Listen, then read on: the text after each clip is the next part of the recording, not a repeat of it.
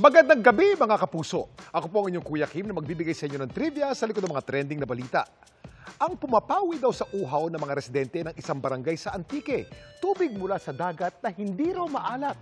Paano nangyari ito at ligtas nga ba itong inumin? A lot of questions ang dumaloy sa isip ni Isaw. Nang minsan kasi magbakasyon sa dalampasigan ng Barangay Maramig sa Libertad Antique, ang kanya raw naging pamatin uhaw, tubig na galing sa dagat. Shoreline talaga siya. Nagulat talaga ako. Fresh yung tubig, di rin ako sumakit yung tiyan. Dito na kumukuha yung residents ng inumin nila. Nung maliit pa ako, dito rin kami umiigib ng inumin namin. Fresh naman, saka maganda naman po yung lasa. Pero bakit kaya hindi maalat ang nakukuha nilang tubig sa dalampasigan ng Barangay Maramig?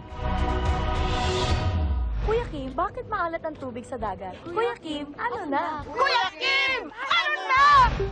Tinatayang nasa mahigit 70% ng ating planeta ang nakabalot sa tubig at 97% sa tubig na to ay tubig alat. Alam niyo ba na ang alat ng dagat ay galing sa lupa? Nagsisimula ang proseso sa pag-ulan. Pag ang ulan ay bumabagsak galing sa atmosphere, nahaluan to ng carbon dioxide, ito'y nagiging slightly acidic.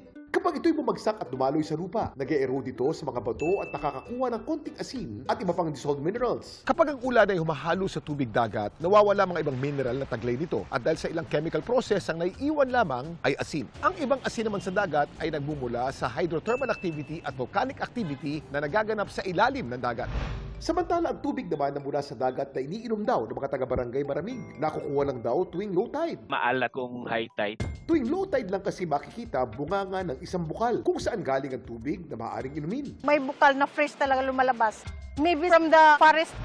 Ang tanong, ligtas nga bang inumin ang tubig mula rito? Kami po ay nagkandak ng water sample quarterly. Negative siya sa microbio. Safe ito inumin. Kailangan pa rin tayo mag-ingat kasi pwede tayo magkaroon ng mga sakit sa tiyan o kaya parasitism, lalo na pag umulan. Siyempre, bukal pa rin yun. Pwede kasi itong mahaluan. May mga precautionary measures na gagawin tayo. Kailangan natin pakuluan yung tubig kasi nakakamatay din ito ng mga mikrobyo. Pero ang tubig sa dagat na ito, tiyak hindi mo raw maiinom. Sa sobrang alat kasi nito, ang sino mang lulusong dito, hindi malulunod, kundi lulutang-lutang. Ito ang tinuturing na isa sa pinakamaalat na anyong tubig sa buong mundo, ang Dead Sea na matatagpuan sa pagitan ng Israel at ng Jordan.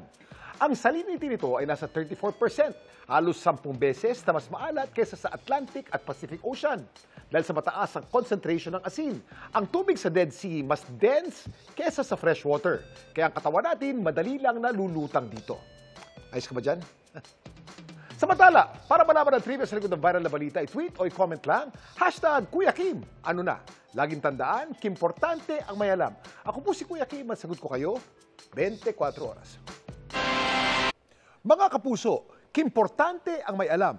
Mag-subscribe sa GMA Integrated News sa YouTube. Para sa mga kapuso abroad, bisitahin ang GMA Pinoy TV at www.gmanews.tv.